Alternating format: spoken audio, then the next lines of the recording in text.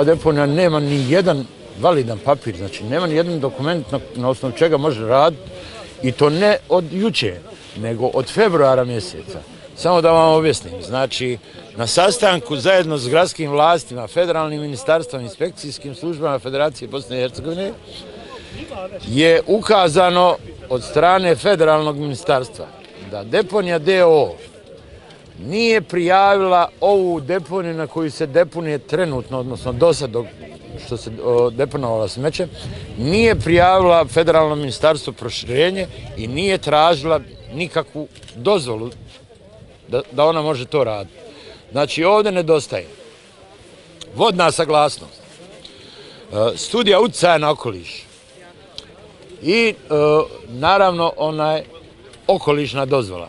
Bez tih dokumenata, dok se ne dostavi federalnom ministarstvu, ne mogu oni ništa raditi.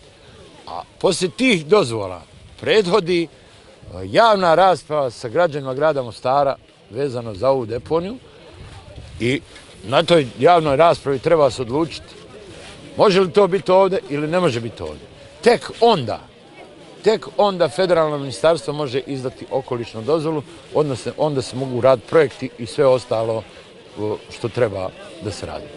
Mi smo, kažem ponovo, raspoloženi da damo pola godine ili godine dana da se nastavi ovdje odlaganje uz čvrstu garanciju pismenu poslije godine dana da ovdje deponija više neće biti. Prebojavate li se reakcijom MUP-a? Gledajte, ovo ovamo je kriminalno djelo. Svi koji podržavaju ovo poistovjećuju se s tim, bili ministri, bilo ko, znači podržavaju kriminal i oni su takvi.